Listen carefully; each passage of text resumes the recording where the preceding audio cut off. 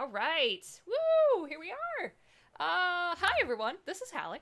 I am the channel and the charity stream organizer for Terrible Party. No video on us right now because we want the art and the conversation to be what you're focused on. Plus, you don't need to see my pasty face any more this weekend than you already have been. So, thank you everyone for tuning in. I am super excited about this. We have been doing charity streams for almost 2 years now, and we have never done a proper panel. So it's like the coolest thing to be able to talk with Bea and Ava about Wyldrvir. So we're going to get into that in just a second. Let me do my little housekeeping real fast, which is that all weekend, since yesterday, all through tomorrow, we are playing for the Bale Project and Color of Change. Streamlabs bot is in chat right now and has the links out for donations. There is also, if you look at the very top of the screen, there are 2 live tickers.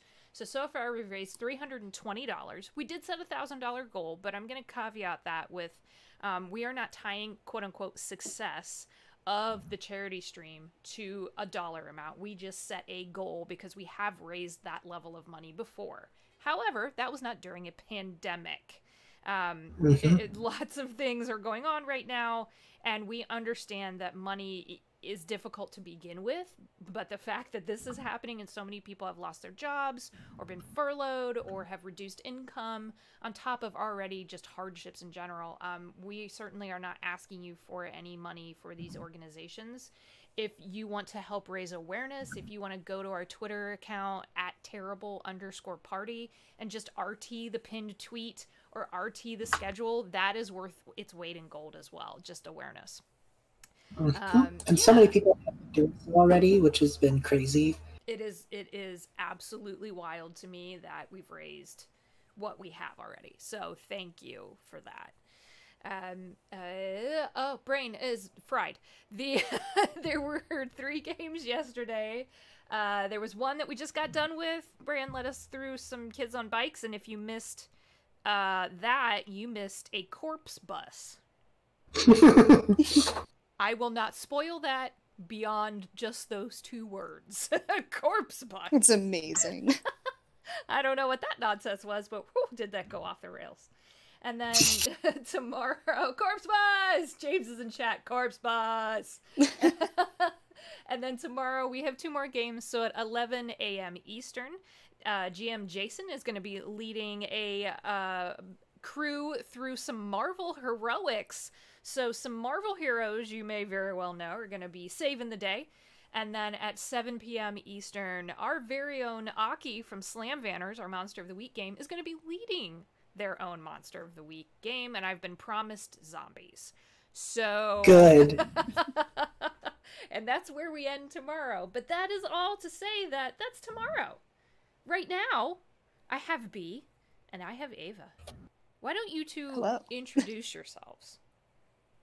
I will let Ava go first. Sure. Hi everyone. I'm Ava. I go by Kroba online. I do cool art and webcomics and things. Yeah, that's literally it. I just do art. What is your handle? Kroba. Just like social Kroba. media, like Twitter. Yeah, okay. yeah. Find me that everywhere. There you go. They have a very good webcomic. It is very fun. All I know is that things are going to get bad for these sweet children. Yeah, and it's fine. They're purposely keeping things from me, and it sucks. Legas. I have to have my secrets. No, but it's not fun. It's not fun. Anyway. Bea. Yeah. Come on. Okay, yeah, it's fine. The secrets are fine. Meanwhile, I was like, dance out of that hot water. I'm Bea. I am, God, wow, I was about to say the DM. I'm so pre-programmed. I am currently a player in Campaign 2 for the Frostwalkers podcast. I'm playing Halloway. I've been loving my good sailor son. But I was the DM in Campaign 1. and that was a good time. Yeah. And really, what we'll get into this when the questions start. This whole game was really just going to be an extension of the podcast, and then it just kind of took on its whole other existence. It just happened. It just sort of happened. It was weird, man. Well, let's look at that, because when B first told me about this, I was like, "You're doing a what? Who now? What's going on?" He's like, "What?" And game design alone is difficult. I've written modules and different little adventures, but you're talking about an entire system. So where the ever-loving heck in hell did this come from? That's a good question. I think we've asked ourselves that question every day since this started. So almost a solid month now. I think tomorrow, if it was tomorrow, it would have been literally 30 days since we penned down the book. But today's still kind of the 1 month anniversary in a way. Because this time, like this exact day last month, we were blacked out working on this project. Yeah, it's weird. Okay, so I guess we should get into how that happened. Yeah. So, like, bit of a spoiler alert, I guess. Something the podcast is probably going to do some point in the year. At the time, we were thinking, like, to celebrate the 2-year anniversary of our server, but what we wanted to do was kind of a bit ambitious to do in 1 week. We wanted to take each member of the cast and let them run a non-D&D TTRPG. Hi, Livy! Hi, Livy. Hello, Livy. But yes, we were taking, like, each member of the cast was going to do a non-D&D TTRPG. Like, our friend Heather, who's been on here before, is probably going to do Call of Cthulhu. Like, it's exciting. And I ended up picking the system Journey Away, or I don't know. Yeah, that one was written by, give me a moment, Jacob S. Kellogg. They wrote this, and it's another very free-form TTRPG with a very, like, optimistic fantasy slant, and it was in the itch bundle, the $5 one. Oh my god, that bundle is so wild. Oh yeah, I was so lucky to get it, like, on the day it was over. The day it was about to end is when I got my hands on it. It was great. So Wyldrvir wouldn't have happened if that didn't happen. If that didn't happen, yep. So, so I was gonna run this system, and I was reading through it, and I liked the idea. I liked the freeformness of it. I liked that there was no, like, set races. Everyone can kind of do whatever, you know? I was like, this is really fun. I like this a lot. And then I was like, let me look at the rules, because this sounds really simple. And oh god, no. As much as I love the system, it was a dice pool system. Meaning, meaning the group together had to, like, pool all their dice in one thing, and then have one person roll them in order to, like, get a result. Which is hard to pull off if everyone is states away in a Discord call. Yeah. Yeah, that is, the logistics of that is really difficult. And then if you're only used to one of the main systems out there, anything is such a just a mind bend from exactly D&D or anything, or Pathfinder or whatever, you know, if you're playing one of the larger systems. And then you look at something like that and you're like, what? What's going on? Yep. And so I sat there, and I was in a voice call on the Frostwalkers when this happened, and it was Ava, Livy, and a few other people. And I was just like, man, I was kind of in the doldrums about it for, like, a hot minute. It was so disappointing. I had, like, a whole story in my head already. Because of course I did. I was just like, yeah, no, this is going to be great.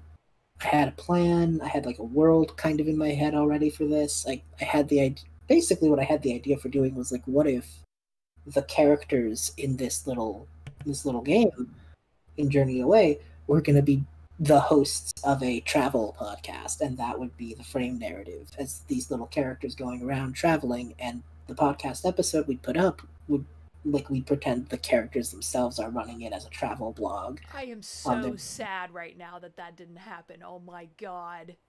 That was the idea. It was really based on God, what's the name of that show?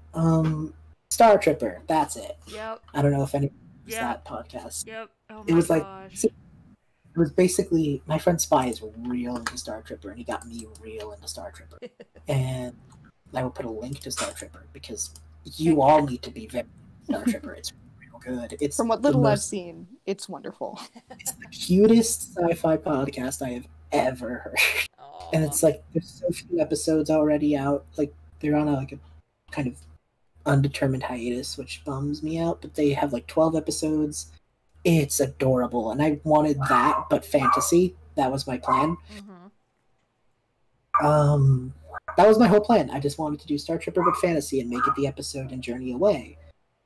And then the dice pool thing happened. And I was like real bummed out because, like you said, Holly, I loved this idea. I love these characters. I was like, oh man, I'm really upset, you know? Yeah. And I was looking at other systems to see if I could steal their dice rolling setup. Yep. Like I run Journeys Away, but I do the dice rolling setup of a Powered by the Apocalypse system. That's less of a mind bend. If I try and do D&D but with Journeys Away's rules, that's a little too specific. You know what I mean? Right. And so then I just kind of settled on Journeys Away has this attribute system where you're like, oh yes, this character is a good chef, and they're a really good chef, so that's a D12, you know? And in the game, it'd be like, somehow them being a chef is important, so they add their D12 to the pool.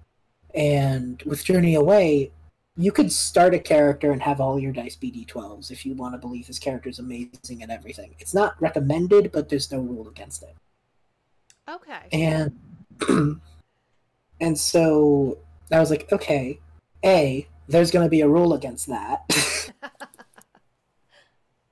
B, okay, what if I just make it a D20 system? You just roll a D20, but your attributes, you add the dice you pick. You know what I mean? Like, so if this person who's a really good chef, D12 level good chef, is in a situation where that's somehow important, it would be a D20 plus their D12. In my head, I was like, the only thing that would have to be different is how we see challenge ratings in D&D would probably have to be scaled up a bit, you know? Okay. Okay, I'm with you. Yeah. Yeah, but I was like, well, I'm running this for me. So, like, I can know that. You know what I mean? Like, right. I can know that 20 is probably what we'd imagine a 15 to be now, you know? Yeah. Because if you're adding up to a 12 to a D20 roll, it's like, okay. Woof. Yeah. So 20 is probably more like a 15, you know? And if I, just thinking about it that way, made sense in my head. I was like, it's for one session, I can kind of keep that little change in my mind. This works. This is fine. And I remember Ava was so dead tired. It was like, I take almost went to bed. I was so tired in this voice call, I almost went to bed. And I, as a joke, said, B, at this point, you're just making your own system. And that was a joke. And I laughed because jokes are funny. Right. And then we stayed up world building until like 3 a.m. Mm-hmm. Because I think I distinctly remember you saying something to the effect of, oh God, B has an idea. Like, once I got my plan, you know what I mean? For like how to change the system to make it work, it was like, oh, fear. I have not witnessed that particular level of tunnel vision out of B, but I have been on the receiving end of it a few times. And as a tunnel vision person, I both see you and appreciate you, but also slightly am afraid of it. So it's like... Yep. Yeah. Because then I think the question became, how could these fantasy characters run a podcast? Mm-hmm. That was it. That was the question. And from there, one weekend, almost 48 straight hours of writing. 48 straight hours. Oh my We stopped to sleep, eat, and other things. That was it. That was it. We were only writing for 2 days, 3 days straight. Wow. We just got into it. let me just make a note here. We don't recommend that. No, No. don't do this. No, This is not a recommendation of our writing process. I'll do the opposite of that. Take your time. And like other people were like hopping into the voice call as we were just going off about like how we would make the races work and like what races would we even include. Right, yeah, that was the first thing. It was like, what races would we Yeah, use? because the thing about Journey's Way is that there is no race limitation. You can literally play whatever you want. Right. And so we were trying to like figure out how exactly to make that work. Because yeah, like, that was like one of the first things that we focused on. And I think a lot of my friends and a lot of people from the show are probably like, would probably be like, but I can play anything? Oh god, paralysis. Choice paralysis. Yeah, executive dysfunction. Yes. That's... Exactly.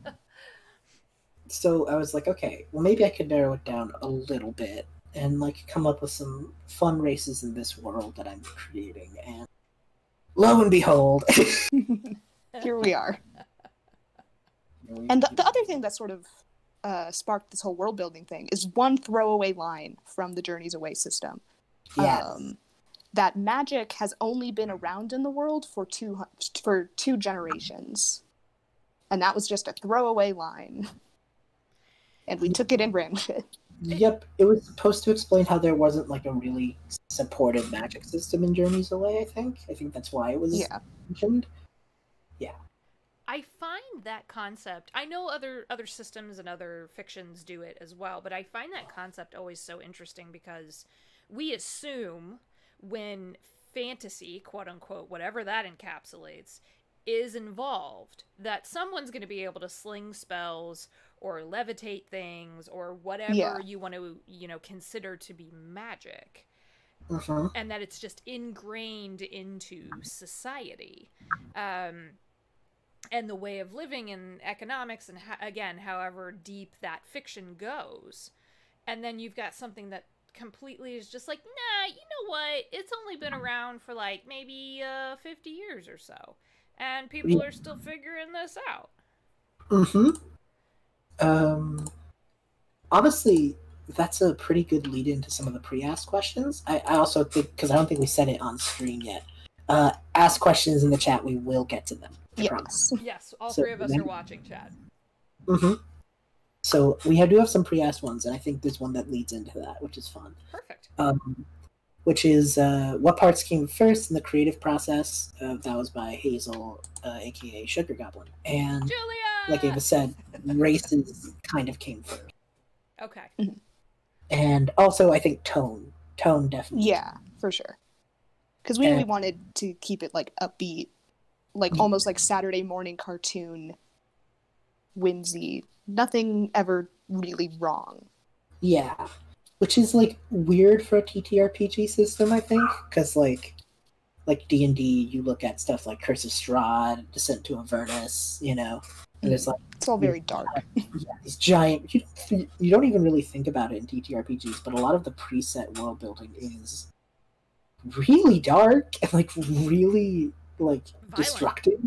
Yeah, and that's. I mean, I get it. It's because conflict should be an actual part of your world, But I also can imagine, like, maybe for a lot of people, especially right now, they're probably just like, I don't want to have to worry about, like, a vampire lord ruling over my head. I don't want to think about, like, that kind of thing. Just not.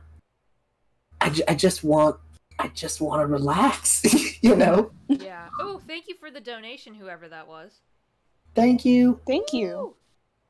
But yeah, it was like, that was kind of where we came at it from. That this world definitely is, it's for sure, like, the world around us definitely influenced what we wanted to create. Yeah. Born out of people's need, like deep need for something. So I'm gonna use this word, and y'all can throw things at me if you would like. But I do think that there's a deep need for escapism. And that's not to be taken lightly, because we are so, as you'd mentioned, thank you, Ken, for the donation. We were so inundated, especially right now where everything's on fire, with all of this darkness and gloom and this sense of like a loss of hope, to have something, and I will say, spoilery, I have seen quite a bit of this system in this world, and it is, there's something buoying about it. There's something delightful. There's something uplifting there. And to have that sense of what I am looking at and a world that I can not only just read through, but participate in actively. Oh my gosh. It's like, what the heck? I don't know what to do with that. And it does kind of, at least for someone like me who does enjoy dark stories, I always have. Oh, for sure. Yeah. Oh, God, give me a necromancer any day. Like, Yeah. I want all that stuff. But to have something delightful and still with depth, and because we say things like, oh, they're so cheerful. It's that throwaway line of, oh, aren't they so nice? Like, that's a bad thing. That's not a bad thing at all. It's not. It takes a level of empathy and openness, I think, to be cheerful and nice, especially when things are dark. So to have a system like this, and I know you'll go into it, but I just wanted to rave for a second, because as soon as I started reading through it, I was like, oh my gosh. It's just everything's just wholesome in everything Wyldrvir. is just wholesome. Yeah. And that was the goal. Ugh, I love it. I think, how did we put it? I think our mission statement was I think our mission statement with Wyldrvir was something to the effect of, just about everything here, just about every character in this world who you could call a quote-unquote villain isn't malicious as much as they are well-meaning but misguided. Yeah. And I think that's like I think we set that as like the hard line, at least when making the core of the world, just like that's the most evil a pre-written character will get. He's like somebody wanting to do some cool magic stuff, but not knowing how to control it. Yes. Right. Very, very Saturday morning. Yeah. The travelers learn the Aesop of the week and move on, you know? I love that. Oh my gosh. The other big thing I think we agreed on was like, I don't know, maybe it's because we're all, everyone feels very cabin fevery in the world. But just like, I wanted to make Wyldrvir really big and really empty. Which sounds bad. But like, I wanted it to be something where the theme wasn't, yes, we're on this quest because Strahd is evil and must be stopped. You know what I mean? Like, the travelers in Wyldrvir are on their journey because of the journey. They want to see the world. They want to, like, visit these places, or, like, one of them may really want to meet someone who lives in this town, and they're going to take a road trip with their friends to go there. That's really what we wanted to make. Yeah, a road trip story. Just a road trip. Just a big road trip. Just a big road trip camping story. Yeah.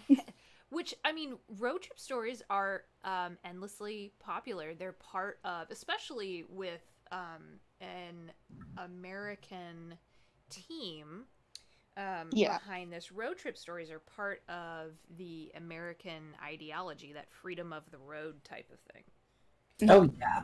Also, not to cut in, kind of chop up the conversation, but like, I think maybe it would be a cool time to show the cover art for the core book. Yeah, I was gonna thinking that or the map I or can something. do that. Well, y'all tell me what you want, because I got all the art loaded in here. Okay. Yeah, because I think that definitely gets the vibe. Yeah. We can do the cover or art. the map? Yeah. Okay. The cover. I got you. All right. There we go. Thank you. Woo! Yes, thank you. Look at that. It looks so good. I still can't get over it. It looks so good. Oh my gosh.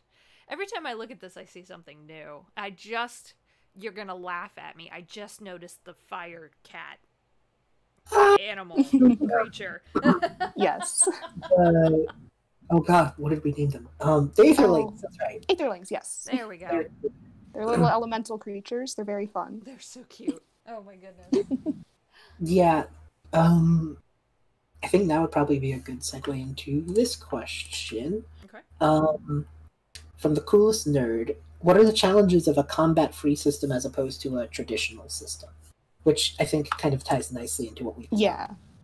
I gotta say, just dead honest, coming up for stories sometimes can get a little like bite the pencil and toss, you know? Yeah. Sometimes, just on occasion, because it's like, maybe it's because I've been a DM for D&D for a year. It's so ingrained that combat is a part of Yes, TTRPG storytelling, and so trying to work around that is difficult sometimes. Yeah. But that's part of the fun. It is definitely super fun, but like it opens new doors, I think, when it comes to storytelling. The core document, the core book, has in it, for each of the 6 big city-states, there are like little story prompts, and I remember that was probably the hardest thing to write. Yeah. 3 little story starters, because it was like I kept trying something, and I was like, well, no, that needs a bad guy. Because I'm just so used to 5e storytelling, you know what I mean? Yeah, because there's no monsters to fight, there's no villains. Right. The monsters in this world are usually really cute. But like, it ended up with story prompts like, the travelers accompany a small research team up a mountain in search for a gem that contains latent fire magic. I think that's really fun and could become a whole session in and of itself. Yeah. And there's no like inherent evil there. Yeah.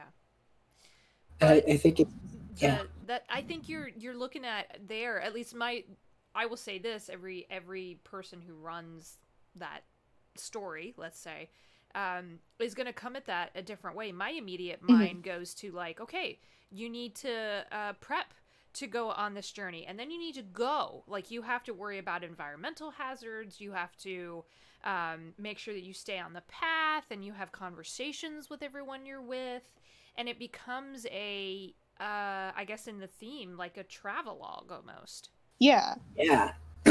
It's very... Like, that's the thing, we wanted everyone's Wyldrvir to be different. Everyone's going to run it a different way. We purposely left the map, like... super blank for that reason. Yeah, we had the idea of, like, we could, and eventually we're gonna, like, create little one-shot adventures, and then, like, we might, like, put where that is on the map if you're gonna use this pre-written story, you know? Like, where we can guess this could be. But we have the 6 big city-states, and that's it. Everything else is super blank, and that's because I just had this dream in my head of, like, a group of players printing out the map, and, like, when they come to, like, a pond, they, like, draw the pond on their map, and, like, to me, I was like, that's the coolest thing ever. I want to facilitate that. Do you want to show the map? Yeah. Sure. Yeah. Let's cross like, that. There we go. That was defo where that came from. It was just like, we could say where every nook, cranny, pond, temple, outpost is, or we could let you pick where those things you could just do whatever you want. I'm looking at this, and I mean, but there are little hints. You know, there's a mountain range here. There's a plateau. Sindir could be like, I immediately think like, oh, that'd be really cool. Like, if you make it if there's like a challenge to like go up the volcano or whatever, and there are whole games based around not combat. Yeah. But there are other far more. There are whole. I think of how many books exist. How many? Largely, you see this in a lot of books where, like you'd said, the journey is the story.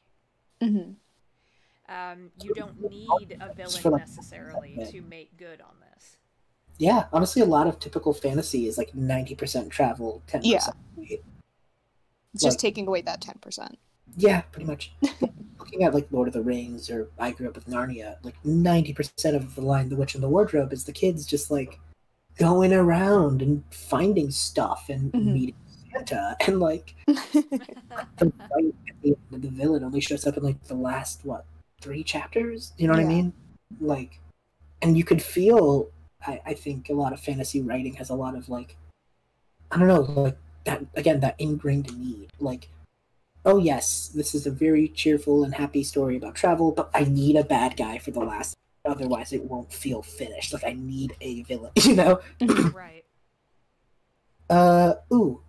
Um, the Pink Druid 20, Shay, hi Shay, asks, if there are no villains, what is conflict like in this world? Or is everything super chill 24/7? And I've been talking a lot, so Ava, if you want to... Sure. Like, because of how new magic is in this world and the sort of chaotic nature of it, it's called wild magic for a reason. And it sort of affects different people and different creatures in a way in which they like can't really control. So like you might not have like a super big evil dragon going to like destroy cities or whatever out of malice, but they're just so overloaded with this sort of uncontrollable magic that they can't control it and don't need to be killed, but need to be sort of tamed or controlled in a way to let the magic return to like a regular level. Like, you know, when you're like, the way I thought about it is like, you know, when like an animal gets really excited and the answer isn't scold them, it's run around with them until they poop themselves out. Yeah. That's monster combat in Wyldrvir. Mm-hmm. So when the dragon gets the zoomies, you Yes. You like Exactly. You make sure it doesn't burn down anything too important because it's Mhm. kind of free. Breath happens, you know. Yeah. But it's not the dragon's fault. And then once it gets tired, you like, if it's too dangerous, you like, you know.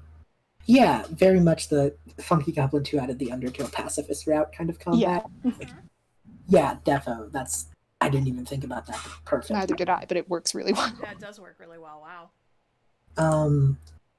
So that there are some humans who, you know, or humans, quote unquote, who like do their best but mess up and need help. So like, you know, a mage might set something on fire and the party needs to go help put out their home or something, and then like working on the rebuilding could be part of that story. Like, there aren't villains, but there's a lot of natural, almost like good-natured conflict, if that makes sense. Mm-hmm. Oh, absolutely. Yeah. Which kind of, again, Coolest Nerd has a ton of good questions. So, Oh, fantastic. what part of the system would you say you're most proud of? Ava, you go first, because I asked it. I don't know. I think just sort of what we've been talking about and just sort of the tone of it, just overall, and how, especially right now, we just need a good, happy story. And just, like, yeah, getting to just not worry about things and just, yeah, I don't know how to sort of put it into words, but I think you get what I'm putting down. I think we wrote it somewhere like, things might go awry, but everything will work itself out. Yeah, exactly. Kind of the MO of Wyldrvir is like, things might go off, things might, you know. Yeah. Yeah, that and all of the cool birds that we've gotten to design. All the cool birds. Let's see. Other question. I was gonna say, if you don't talk about Hey Who, I'm gonna be really mad. We will. We'll get to our son eventually. Yeah, there's a lot of like big, broad questions, and then I think we can drill down to little stuff. Okay. Your favorite thing. Yeah. Oh, right. I should answer that. I think the individual races, like the lore of individual races, is probably my favorite thing, because we like wanted to dance away from a lot of like tropes to the point of like inverting them. Mm-hmm. So, for example, like in typical fantasy, your orc is like your big, dumb brute, kind of aggro all the time, usually enlisted by a villain, you know? In Wyldrvir, orcs are less magical than their counterpart, the Fae. Yes, Fae and orcs are like super similar here. But they are like, that's not saying much, if that makes sense. The Fae and the orc are the most magically inclined of the races so far. So even though they are the lesser of the two, they are still incredibly entrenched in like nature magic, like way more naturally magically gifted than, say, a human, you know? Mhm. But that makes them incredibly communal, and their philosophy is very much like, we take what we need and we give the rest to others, because we know we have, like, greater magic. So we take what we need and we give the others the rest. So in this world, orcs are, like, incredibly well respected. And I think that's kind of the challenge we took upon ourselves, is like, how do we take what people expect and do the opposite, and do it in a way that it's not, where, like, it feels natural, and it's not just like, you just flip them to flip them. You know what I mean? Right. Because when you do that, I feel like sometimes where they're like, oh, orcs are all fine, then they're all wizards. I'm like, but you're doing on some level, you're doing the same thing. You're doing the same thing. Yeah, you are boiling individuals who happen to share an ancestry, we'll say, down to a small grouping of traits. Yes. And I think that's when we made the races, we definitely made, like, what their strong suits were naturally in terms of, like, magic. And that was because that's more that it was. It wasn't really like, oh, you're stronger than a certain race or whatever. It's, oh, you're more inclined to fire magic because that's sort of the type of magic that you connected to. Right. And that's usually based on their location more than their race, which is, the race doesn't give their magic, it's which city-state they were born in. So it was the culture or spent the most time in. Yeah. It was their culture that they grew up in and spent the most time in that influenced their magic, not their initial race, which was fun. Yeah. So yeah, I think also, like, the koboloi are just my babies. I love them.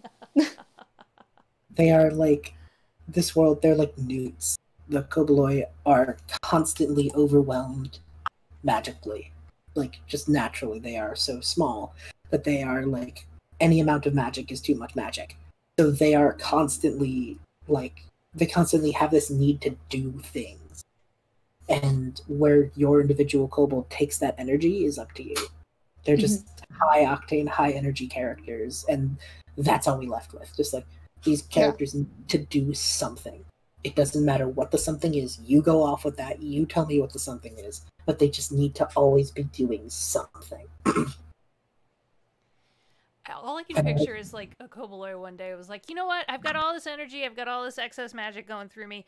All magic is too much magic. I'm just going to learn how to fly, and just slowly, like, lazily goes on like a hot air balloon ride of themselves around the city.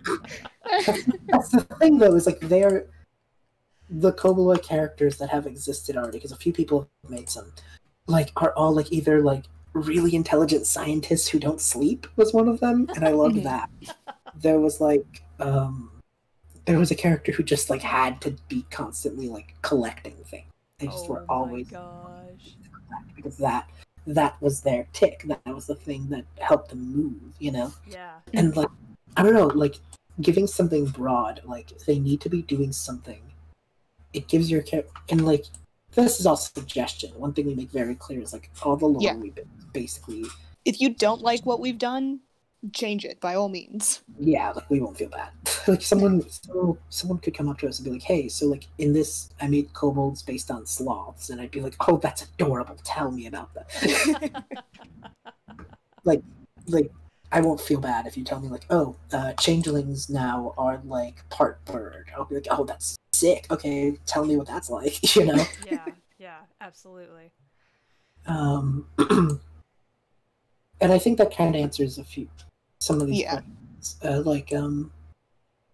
Where is it? Any guidelines or advice for people creating their first character in this world? I think we just kind of answered that. Is like, everything we've written is a suggestion. Go off. Yeah. I will say, if you are kind of stuck on where to go with the races, I would say look at the attribute, because the races do have attributes, but that's very like minimal, you know? Like, humans, it's adaptability. And that was like a big thing, is all the races, I should probably mention this. Oh yeah, we haven't mentioned this yet. Yeah. All the races in Wyldrvir are direct descendants of humans. Since magic has only been around for 2 generations, all of the other races are only 2 generations old. Before that time, it was only humans. And all the races are just a human's reaction to magic awakening. Yeah. Which is why they're all elemental based, because these locations are very focused on like a certain element. And so like the Sun Elves and Sun Eidolon come from Sindir because that's like a volcanic area. And so when magic woke up for them, they were in a very fiery place. So their lineage started off like fiery. That it was a result of their location and not like, but they were all at one point, they could all trace their ancestry back to humanity. Mm-hmm. which I think curtails a lot of like, oh, humans are worried about these magical races. No, that they're human. You know what I mean? Yeah, people Right. remember times when their uncle got turned into a halfling. Right. Right. And It's like your own little system of evolution. yeah, and that like curtailed a lot of like the typical like, oh, you know, humans are scared of this and this species because of this, you know. How? And I will. I'm very curious because when I read that that all of these ancestries, quote unquote, are originally derived from humans. How long did it take y'all to figure that out, or did it just kind of like pop into existence and you're like, yep, that'll work? I think so, because I think when we were sort of figuring out what races to do, we were like picking and choosing which ones made and didn't make the cut. Mm-hmm. And I think that kind of just happened very early on when we decided that magic was only 200-ish years old. Then the races would only be 200-ish years old, so they wouldn't have had time to develop into things like tabaxi yet. Mm-hmm. And things like that. That was kind of the justification for cutting out a lot of like the animal folk, if that makes sense. Because like, a lot was like, basically we needed a reason to cut every single race from D&D down into like something consumable, as well as like taking other fantasy influences. Because that's something that we were struggling with, is like trying to incorporate all of the D&D races into this, but this isn't D&D. Right. We don't have to have tabaxi. I think because I think a lot of people, like, well-meaning, you know, a lot of people who wanted to world build with us were like, well, what about like Aarakocra, or what about tabaxi? And I was like, something about that just doesn't sit right. You know what I mean? Yeah. And so I think the descendant of human thing became a way to explain. And there are like some exceptions, namely the created kobolds, but that's like the only exception. Because the kobolds were initially newts that were transformed. Yeah, and then the created are basically like warforged. Yes, the created are so fun. I think they might be my cool. They might be my favorite too. I love them a lot. They're like, basically the reason they're not called warforged, first of all, is because, well, warforged implies that there was a war. Right. There is no war. Right. There was not one. Things are chill here. So we went with the created as their race, and then we decided, like, Wyldrvir definitely started with a lot of, like, nature mixed with technology imagery. Mm-hmm. Man, like, I wish we could find some of this art we found. We just looked through Pinterest for, like, cities with a lot of trees, and, like, that was kind of the vision, you know? Mm-hmm. I'm telling you, there's nothing like a deep dive for just fantasy art late one night to get inspired, because, whoa. Concept art's very cool. It is. It very much is. For sure. So the created were like a mix of metal and wood, like a mix of natural and machine. And what we came up with is like, because magic is innately tied to nature in this world. Mm-hmm. So like, everyone's a little bit druid in Wyldrvir. Yeah. Like, if you think about it hard enough, everyone's basically just a druid.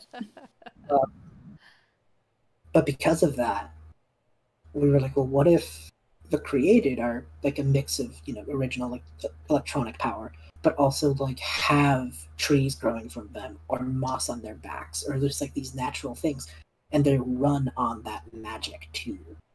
Mm-hmm. Which they run on the magic of the world soul. Right. So they are like, so these are warforged, but they might have like a sapling growing from their back, or like vines covering their arms, or like their head might be wood made, you know. Freaking love that so much. Ugh. It's so cool. And then we were like, this is, and so then when we were like, because the warforged, especially in Eberron, like nobody likes that. Like very few people are cool with the warforged in their initial like outings, you know. And I was like, that always sat wrong with me, Yeah. you know, because Like, I was Warforged stories are always sad. yeah, but also like we made them and now we hate them because they look funny, even though we were the ones who designed them. Like, I don't know, maybe I'm just sick of like AI is gonna kill us stories, because it's just like, Yeah. you built it, so it's kind of your fault. Right. It's like, let me not take responsibility for the very thing that I made. Yeah. Exactly. So then, when we made the created, I was like, nope. The people of Wyldrvir love the created. They see them as like the pinnacle of creativity. They are like, look how far we have come, that we can make life, and we love these things because they're basically our children. And that was the mentality when making the created, for sure. So We just went sorry. No, this is what I wanted. It's what I was really, really curious about, and I think it's good to be able to sit down with y'all. You know, you're in the, not the early stages, you're past a lot of the like the bulk of the heavy lifting creatively, but it's just there's just something so cool about seeing something that defies conventions in a lot of ways. And that's kind of what we wanted to do. Well, you big rule breakers, what are you doing? How dare you not have a bunch of villains and war and crap in your world? What are you thinking? Yeah. I do think it forces people to be a little bit more creative. We are so used to being passive, I guess that's where I was going with that, in our entertainment. And being given a story. I think that's one of the big reasons that I like TTRPGs to begin with, is that you have to interact with the world. You have to pick your role, take different stands, move through this world that is living and breathing and moving with you. But one of the, and this is my opinion, it certainly does not reflect the opinions of Ava Orpy, but one of the things that I find so just weary in a lot of stories, especially a lot of passive entertainment and storytelling, are those war stories. Great, you're standing across from each other and you're ready to kill each other. Fantastic. Moving on. Like, there's just nothing interesting about that. Yeah. And, like, I don't know how to put this exactly, but that's been done. There's been a million fantasy war stories. Yes. Bye, James. Oh, yeah. Bye, James. But, like, yeah, for sure. Like, Eberron is the fantasy war. I mean, the title of the latest Eberron book is Rising from the Last War. I mean, yeah. like, I feel like there's a natural inclination of, like, I'm going to make a campaign. So there was a war. Yep. Like, it feels like either there was a war or there was a insert monster here. And, like, and that's where I'm going to go from. And, I mean, I can't judge. That's where I started campaign 1. I won't lie. Yeah, that's what you do. That's classic fantasy. That's like kind of where the compulsion goes. But I think Wyldrvir challenged us to, like, basically ask what else is out there. And I think what else is out there became like almost the thesis of the world building, is like, your characters aren't out there because they're here to save the world. No, they're here because the world is safe. Go see it. Yeah. Like, everything's gonna be okay. Go out there and adventure with your friends. And live. Yeah. What a novel concept, right? Like, to just be like, this is why so many people like go backpacking. They want to get away from everything for a little while, and they want to see the sights, and make memories and experience something that is maybe different for them. And like, I don't know how we lose that in so much fantasy. And I'm not painting the entire genre. I don't think any of us are painting the entire genre with a brush. There are plenty of fantasy stories that are journey stories, like we said earlier. But it's very hard, I have found, and I think y'all have definitely found this as well, just from talking about Wyldrvir, that it's very hard to find that in a TTRPG. Oh yeah, I think that's what attracted me. And especially one that ends nicely. Yes.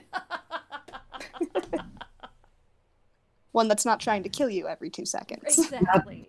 You don't need to worry for your life every time.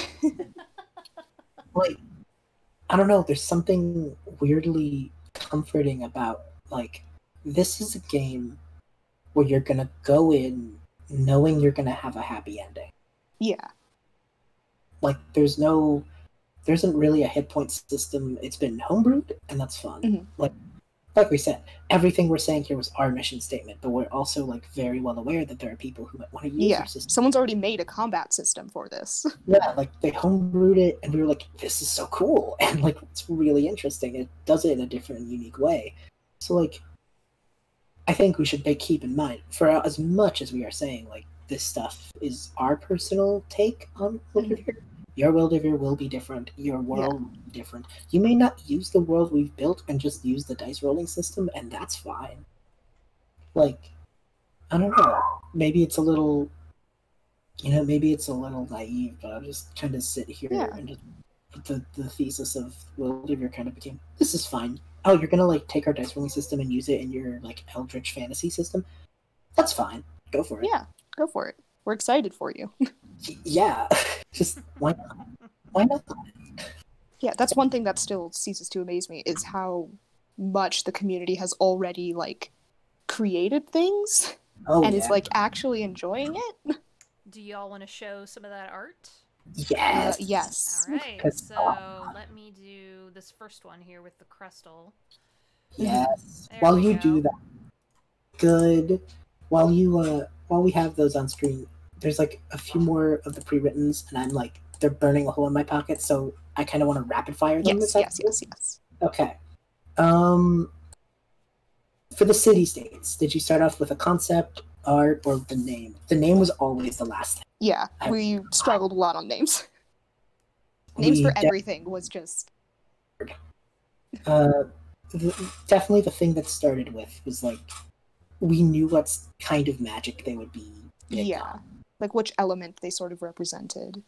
Like we knew we would want to have a water place, a fire place, an air place, an earth place, like a nature earth place, invention place, because humanity is invention. Yeah, and technology stuff. Right, a technology place, and just more like traditional rock. Like we separated earth into like rock and plants, kind of. Yeah. And from there, like, we were like, okay, well, what kind of land masses make sense? Like a volcano, an island, kind of like a water-based port city that makes sense. Like plateaus for air, that sounds fun, you know? Yeah. Cool canyons and things. Yeah.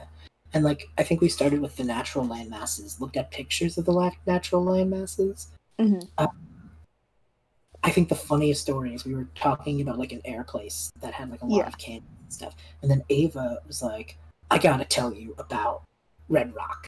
Yeah. Red Rock's amphitheater is so cool. It's like 20 minutes from my house. Look it up. It's so pretty. It's one of the most beautiful places I've ever been to. It's so wonderful. And I think we looked at Red Rock. We were like, that's so cool. This place has to be like the art capital now. Because we this amphitheater, and that makes sense. Okay, yeah, no, this place is like the art capital of Wyldrvir. And that's why there's this big amphitheater, and that's one of the big locations. Okay, so this is like an art place with an air slant of magic built off from it. Like, we started with very loose concepts and then just kind of dug in, and we're still kind of doing that, admittedly. Yeah. Because so far, Oa is the only place that we've, like, fully... I mean, it's not fleshed out. There's always more to add, but that's the one that we've done the most work on. Because we'll get to the others eventually. Oh yeah, like we have plans to do little like 10-page inserts for each of the city states as separate documents. And those will have like cool creatures that live in that area and like cool places, and that's kind of it, you know? Yeah.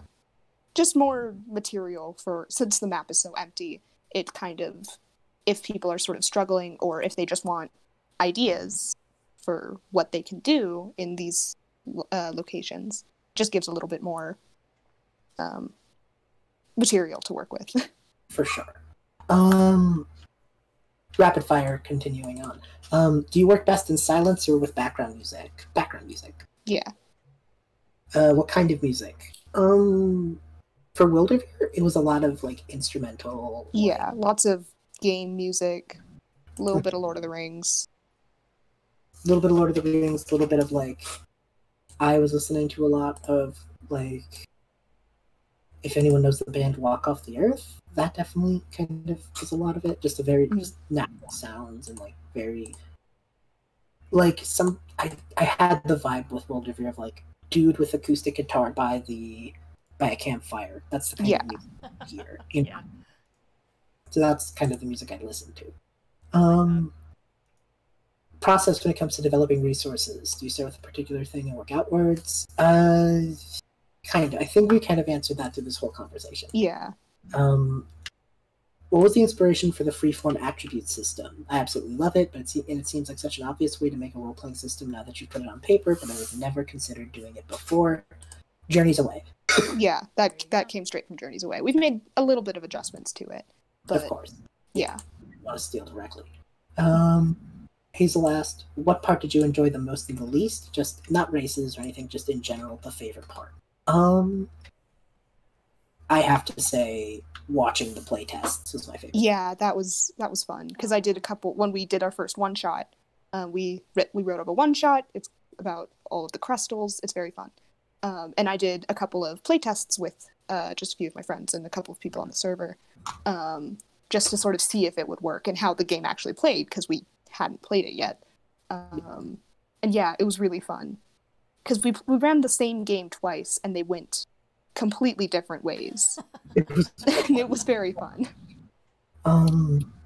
Last question was that question was the last Hazel question. This is the last James question. Where can we see all this stuff? I just linked a Google Drive folder with all of it in chat. Yes, that has all of the stuff that we've done officially.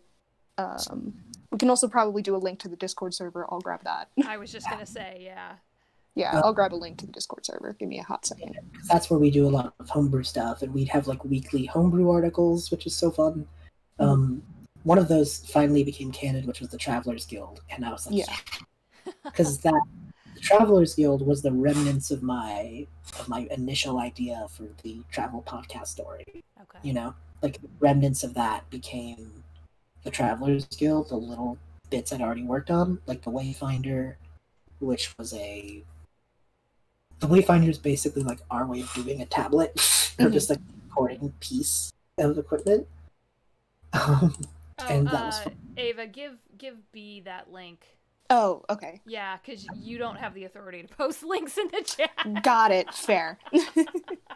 Yeah. Just DM it. Yeah.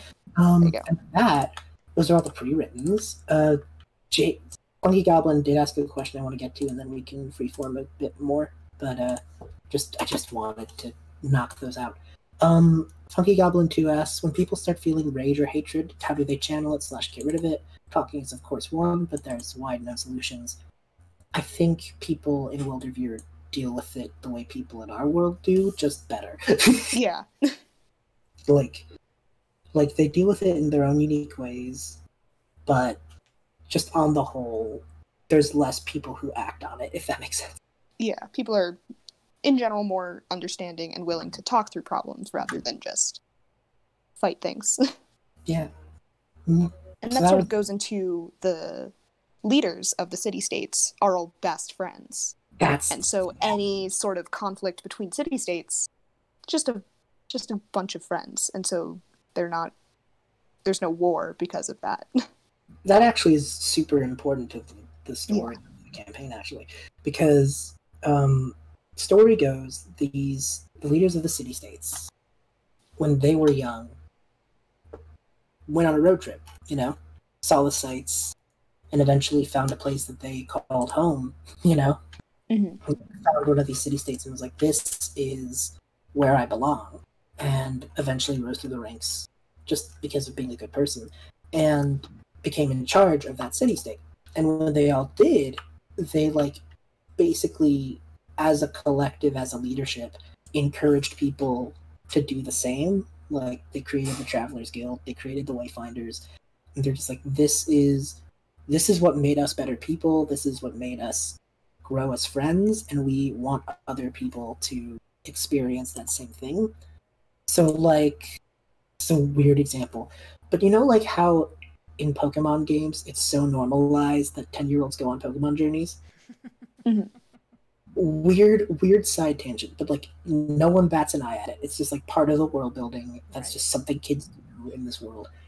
I was like, that concept, going on a journey with your friends, is normalized, government sanctioned, and like that sounds bad, but like you get But my like, point. it's normal. Everyone does it. The leaders encourage people to like group up with their friends and travel for a year, because that's what got them close. And they're like, that worked for us, it might work for you. Go take your journey.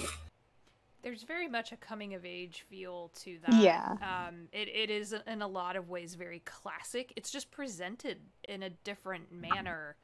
And again, we read about or watch that kind of thing passively, and now you get the chance to play through that. Mm-hmm. Exactly. And like, again, I think because where we are in the world, I think I kind of wanted people to be like, to feel like they took a road trip, if that makes sense. Yeah, because we can't. So we might as well take a imaginary road trip. Do you want me to show the other slide of art that we've got here? Yes. All right. Yes. People have been so good about making art and coming up with concepts. This was made at 3 a.m. Why? We finished this like ridiculously in like 48 hours, I think. Mm-hmm. It was stupid. It was dumb. I love this little Cobaloid's Yes. glasses. Yes. It's really cute. Wizard Power 3000 asked, how would you react to a group of players that want to cause trouble? It's your game. Yeah. I mean, it's up to the GM to... Yeah. I mean, if you mean like in character, then that's what we mean. If you mean like out of game someone's being a jerk, then I refer you to like everyone who's talked about how to like hold people at tables accountable for bad behavior. So, depends on what you mean. One of them is a much more laissez-faire answer than the other.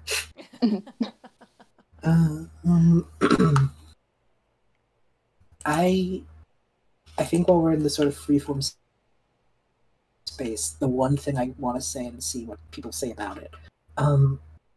We talked about the city-states, we talked about the races. I want to talk about the animals. Just yes. The core book has some, OA has some. Some of my favorites are of course the crystals. Of course. I mean, Hehu is our boy. My one requirement for the world building of this fantasy world is that we had to have cool birds, and I think we succeeded. We've got so many cool birds, and I'm very happy. I think we have like how many birds do we have? Like at least 5. We have like a magpie wyvern. Yeah, we've got a cool magpie wyvern. We've got like a thunderbird. We've got crystals, of course. We've got like roadrunners. We've got ideas for stuff that we haven't like built on yet, but But in just a minute. Lots of good birds. Fire cat, the Aetherlings are some of my favorite because Aetherlings are not cat. They are like small bits of magic, fire, water, air, earth, whatever, you know. While at base an Aetherling is a formless mound of magic, they often take on the shape of small mammals such as cats, dogs, squirrels. It was basically our way of having familiars, if that makes sense. Because this little thing of magic can turn into like a fire cat or a fire puppy or like a fire squirrel or just these other little small rodents and mammals. I love them. They're very good. Yes, you can have a little like water squirrel. Well, it's great. I need that immediately, so holy crap. That's... Or like a little tornado dog. Oh my gosh. It's good. Extra zoomies. Yes, extra zoom. Like, a lot of these creatures just came out of, like, what would be adorable? This is... There you go. Yeah, because we're not here making terrifying monsters. We're here making what would be a fun pet. Yeah. How cute is this thing? Right. We have a few bigger creatures, but, like, I feel like for every scary creature we create, we make, like, two tiny ones. Yeah. There's a lot of pet-sized things. That is okay. That is just fine, in my opinion. Yep. I'm actually gonna take us. I think I'm gonna take us back to the cover because just so you can see the fire little pet again. Yes, little fire cat. Aww, I love it. They're so good. It's so fun. Also, like, I think a lot of people might be wondering about Little Boy with Backpack because he has fascinated my mind since this cover. I love him. We made the Sun Elves. Also, I guess I should say this. Elves are the lesser magic adaptation than Eidolons, which was because I've always looked at elves and the way fantasy stories are like, the elves are so magical and so wonderful and powerful, and like they just have weird ears. Yeah. Like, they're just dudes with weird ears, and yet everyone talks about them like they're the greatest thing since sliced bread. I'm just like, they're just dudes. They're just dudes with weird ears. They live a long time, but like, there's no visual flavor. Where's the high magic emanating from them? And so I was like, nope, in this, elves are the lesser magic because they have cool ears and cool adaptations, and the Eidolons are more like flowy, more elementally inclined. Yes. Yeah. So, this little image, it's the orc in the front. A sky elf? Yes, because sky elves have wings, sky Eidolons do not. Or actually, I think that is an Eidolon because the elves have bigger wings. That's right, you're right. And sun elf in the back with big backpack. And we basically were like, sun elves are just basically our way of doing tieflings. Okay, that's fine. Yeah, because people are going to want to do tieflings. So here, have a tiefling. Because that's what all of these initially came from, us trying to incorporate D&D races into this world. And then, like, it didn't really make a whole lot of sense. And so we divided them into elves and Eidolon. Okay. The Eidolons were the Ganassi at first. Initially, yes. And then they took on a life of their own. Changelings are just high magic humans, so the shapeshifting is just human high magic. And there are low magic humans, which is how we have halflings. They're basically allergic to magic. And somehow that equates to small. That image of, like, you're allergic to magic, you just shrunk, is one of the funniest things. When I read that, I went, oh, and I love halflings, and oh, I'm allergic to magic. Okay, well, you know what? This is what we're doing. I think the halfling attribute might just be the funniest one we wrote. Mm-hmm. And, cause, like, the Sun Eidolons have, like, touch the blaze or keeping cool. And, like, also, we purposely made a choice with the racial attributes that people can choose one or the other. Yeah. And one of them is, like, magic focus. So if you want to the play other is more personality. Right. If you want to play a Sun Elf who's all about fire magic, there's one for you. But if you want to play a Sun Elf who's like, maybe they're just kind of a cook, then you could take Keeping Cool, or just like the less magically adapted one. Halflings, however, I think the only one, humans, halflings, changelings created in Koboloi only have one. But that's because they're very, like, broad. Yeah. Changeling's attribute is disguising itself. The createds is not needing to sleep because it's a robot. The Koboloi is like their magic wildness. Humans is their adaptability, and halflings have one called Almost There. You have an eternally positive outlook, and even though you aren't as magically gifted, things bother you less, and you're more prone to find creative non-magical solutions. So cute. Oh my goodness. I love them. The optimism attribute. Yeah, absolutely. It's perfectly in theme, and with what you all have been talking about this whole time and the whole concept behind the world and the system itself. Yep. Also, like, we made it that the Sun Elf personality attribute is like, you live in such a fiery area, so everyone kind of expects them to be like the hothead and all. No, they live in such a fiery area, they're used to it. They are like the coolest level-headed thinkers. Because they're used to everything exploding around. Mm-hmm. This is fun. Right. Yeah, we twisted a lot of classic tropes on their heads, which was very fun. It is, absolutely. In our last couple of minutes here, I want to make sure that y'all have had the chance to really like go over the things that you've wanted to, but also I want to make sure that people can find you all. You've put the links in chat, but if you'll just like go through that again. Yes. While you do so, can you switch it to the last one? The one panel that we have not shown yet. Yes. Good, because ooh boy, this is the part I'm excited. Like, as much as I love talking about the world, you know. Yep.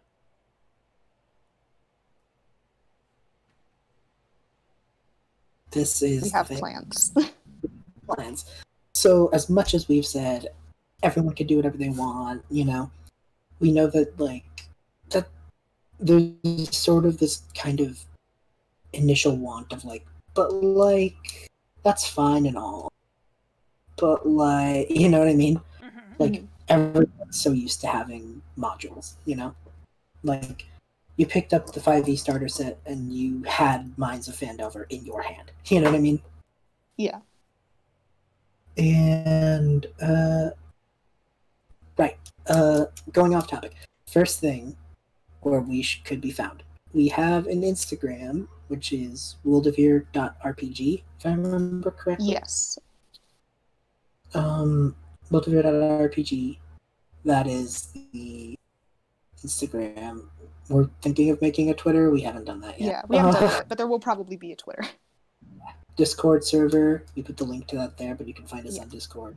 And that's kind of the big ones, I think. Yeah. Yeah. So, yeah. So on to the last thing. This is like the last thing we promised. We have 3 big, quote-unquote, modules we have plans for. And we've decided to parse them out because we don't want to do another long weekend of writing. We probably will, but we're not going to plan for one. We're planning to avoid that if possible. Yeah. We're going to try. Like you said, we don't recommend it. No. I think like the next week we were like half to 90% of because of that week. I was like, oh, God, I feel like a zombie. Yeah.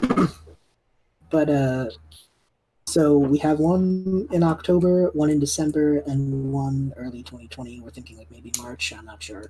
Yeah, we'll see. That one, we'll see how long it takes us. Yeah, frankly. Fun thing, we decided that these modules wouldn't happen on the main continent of Wyldrvir because there's so much there, you know? And the theme is travel, you know? Yeah, right. So, what's life like outside of this continent, of this island? What's life like in the rest of these islands on this magically awakened archipelago? And that's what we're going to delve into. That's so exciting. Because these islands are not Wyldrvir, we kind of get to break a few of our own rules. Yeah. So we were like, yes, Wyldrvir has a very strict like tone, but we're not on Wyldrvir anymore. Yeah. We can have honestly, most of these projects are just for us to have fun. Yeah. There's nothing wrong with building your own DLC, okay? Exactly. That's it. Yeah. And the one that we can talk about now, because it's mid-July, is the one for October. Ooh. We kind of have to keep December and early 2021 a bit more secretive. But we can talk about October. And this is, like we've been telling people, we're going to announce a thing here, and this is it. Our October plan is a quote-unquote kind of module thing set in a new island, and it is called the Twisted Bog. Nice. we are like, it's October, we gotta do spooky stuff. We have to do spooky something.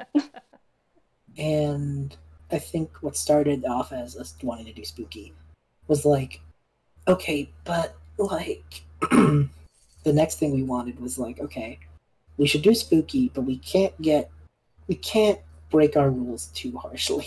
Mhm. So we started taking horror tropes instead of fantasy tropes and giving them this optimistic spin.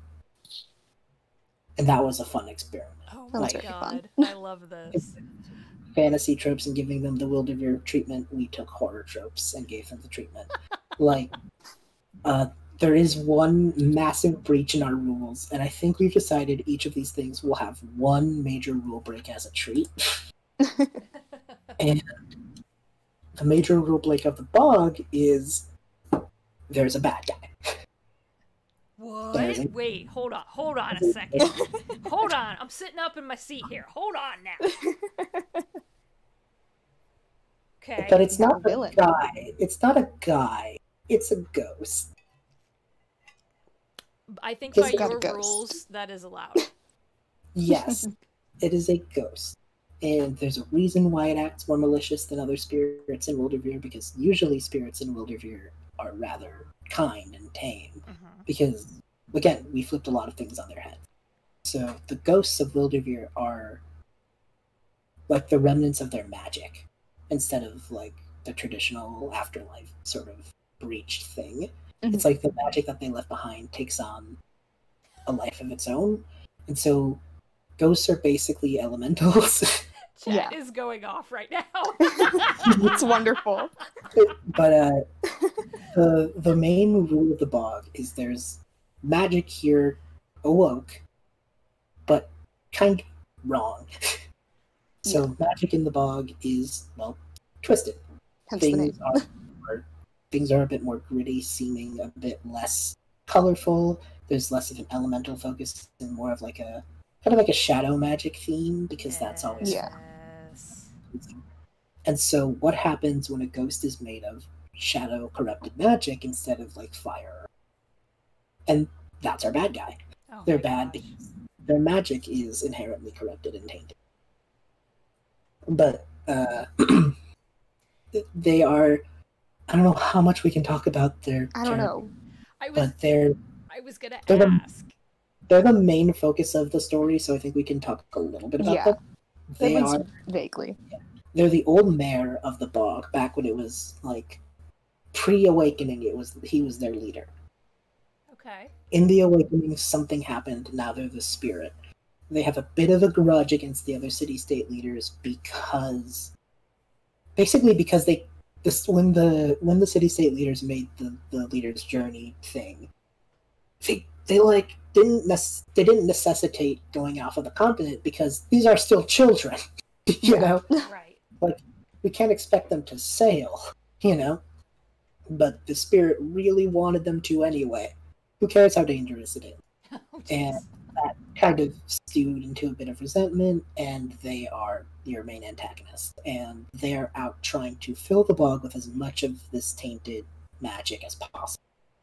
And other characters in the bog are trying to do the opposite. And when we made this module, I was like, it's less a single story and more like a new location with new characters. Yeah. And you can choose to ignore the mayor entirely. Oh, exactly. You can absolutely choose to do that. But, like, if you choose to engage with the mayor, they have quests for you. They have jobs for you, which is traditional of the leaders in Wyldrvir. They'll give you, like, jobs, and you'll be rewarded with, like, these little stamps, you know? Kind of like summer camps do, you know? And so the party doesn't know it at first, but these, like, seemingly innocuous tasks are slowly but surely, like bringing the party along into helping the mayor's more nefarious goals. Like, it starts with, like, just grab this pumpkin. And then it turns into, like, this fence is old and creaky. Why don't you go finish the job and knock it down so we can repair it? And then it turns out that this little fence was holding behind a huge sludge wave of this bad magic, and now it's in this farm. But you didn't know that. You were just told to knock down the fence. You know what I mean? Yeah. Right. the mayor's trying to lead you down a way of helping their goals without telling you, but built into that is like when me and Ava sat down, came up with this. I was like, there has to be a way where the party can do both. Like they can complete the mayor's task because the task is knock down the fence, but in doing so, you can also still clean up the tar pit you leave behind and show up to the mayor. And because they can't let you in on what they want, and all they asked you to do was knock down the fence, technically you did do that. Yeah, technically. So, like, you kind of get to play both sides in this very funny way. Mm-hmm. And it's, I don't know, like, it's spooky, but it's enjoyable, and still got that, like, charm to it, and I love it. Yeah. And... You built your own Halloween town. We did. That's as soon as you started to say, like, ghost and mayor, I was like, you built your own Halloween town. I got you. We did. It also has, like, kind of like a bog Louisiana feel. Just swampy. Nice. Yeah. Okay. And there are new races. Mm-hmm. Each of these 3 expansions are going to have new races because that's fun. Yes. We can't say there's going to be 3 for Halloween because give us a break. But we can't talk about all of them. But I know the one everyone's going to want to hear. So we can talk about that one. Yes. Goblins. We have goblins now. Finally getting goblins. We have goblins. It's just because I know so many people were like, we want good goblin children. And we were like, yeah. And at the start we were like, yes, but we have the Koboloi, you know. We can't So, really like, have both. At first. But when we reached away from the main continent, we were like, now we can. Yeah. And so goblins are less newt, more frog. Oh my gosh. And because the kobolds, their ability makes it more likely for you to have wild magic surges, you know. Goblins are similar, except instead of using the wild magic surge table that you make up or that's in the book, there's a specific surge table for goblins, and the magic that surges out of them is just inherently more chaotic and spooky. Yeah. So similar to the kobolds, kind of feels like a kobold reskin in a way. Yeah, they're just kobolds but spooky. But again, and give us a frogs. break. But again, give us a break. Yeah. And there's 2 more. I personally love the one we made up from scratch, because 2 of them were deep, 1 was made from scratch. But that's our plan for Halloween. We kind of are hoping to get that out early October, because what's the point of making a Halloween thing that comes out on Halloween? You can't do anything. No. Hopefully within the first week. I'm saying a week to push it. Yeah. Hopefully very early on. This is something that's always bugged me. They're like, oh, it's a Halloween event on Halloween, and they're like, we're releasing this Halloween game on Halloween. I'm like, then when am I supposed to play it? Halloween is not a day; it's a state of mind. It is. But that said, we do know people. I don't know, like that's always bugged me. So we're like, yes, so you could play it on Halloween if you want. Mm-hmm. I don't know. But yes, I love it. I love that there's like a villain in the story, even if it's very fun. They're kind of a goofy villain. They make they're so like over the top evil that you can't really take them seriously. Cackling in the background with a cape on, yeah. Exactly. Like when I was like a ghost, we were again concept arting. Like I just showed Ava a picture of the Snatcher from Hat in Time, and I was just like this. And they're like, yes, like a sheet ghost, but like grayer and more black and purple. I was like, yes, exactly. Something you cannot really take seriously. Yeah. Because like, I don't know, you could go like body horror and all that, but that just doesn't feel right for this. Yeah, that doesn't feel right for this system. Sure. Because everything is so nice and wholesome. Even spooky horror things are going to be at least have an element of that. Right. In them. So that was that. And That was that's our. We'll release more stuff when Now we're that not it's so out. crunched on time. Yeah. Yeah, that's a thing that people can publicly know exists. Now we get to talk about it more Yeah. openly. Yeah. But yeah. Oh, also crow wyverns. That's all. Yes, that's the only that's other all. thing. Crow wyverns. You couldn't. We have to have a little Edgar. Yeah. Exactly. We gotta have more cool birds. Exactly. So, yes, I know it's a crow, not a raven, but sue me. You know. I mean, Ava's name is Crova. It's fine. If We I have made to it a have raven, crows. if we made it a raven wyvern, I would be murdered on the spot. Hey, crows and ravens are Ravens are cool badass. too. Yeah. They're super So, smart. like, They're if wonderful. I'm gonna get a bee creature at some point, then I can't not. We have to make a bee creature now somewhere, huh? Yep, that was my challenge to you. Well, there you go. Is there anything else you want to let folks know before we sign off for the evening? Join our Discord server. Yes, join the Discord server. Woo! You can find literally everything else from there. Heck yeah. Yeah. And we're literally always there. So if you have any more questions or ideas for cool things, then come say hi. It's also where we will be like showing stuff off early. Yeah. We also sometimes just hang out in Discord calls and work on things. So Yeah, you can like be part of it. It's fun. yeah, it's a good time. Yeah, I highly recommend the server. I lurk mostly, but when I do lurk, I get cool things out of it and see lots of people chatting and having really cool conversations. So that's always exciting to see.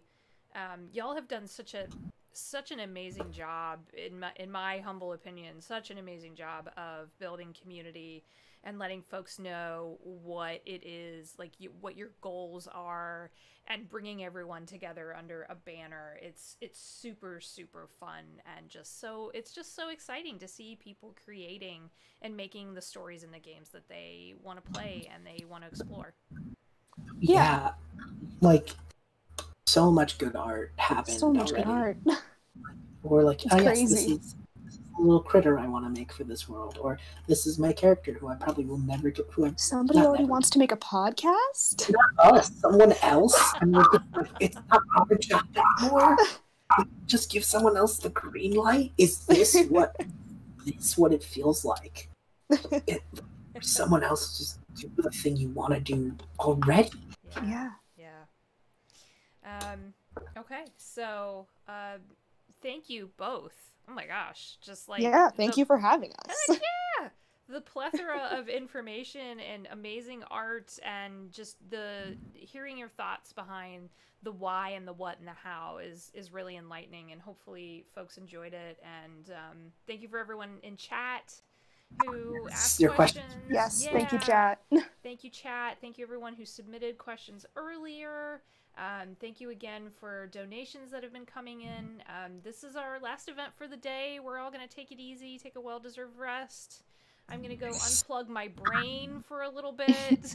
You deserve it. You've been working really hard this weekend. We appreciate you. Yeah, of course. And then tomorrow we've got 2 more games. Super excited for those. Our giveaway is still open if you haven't entered that. Holy bananas, there's so many cool prizes. There's dice gift certificates and all kinds of like art commissions and just crazy stuff that's in there that you can all you have to do is go clicky and enter the thing, and it takes like 2 seconds, and it's amazing. So thank you everyone. I so appreciate all of these lovely people. I super appreciate B and Ava for doing this, and we'll see you tomorrow at 11 a.m. Eastern for some Marvel Heroics. Yay. Woo! Thank you, everyone. Take care. Have a good evening. We love you all. Bye-bye.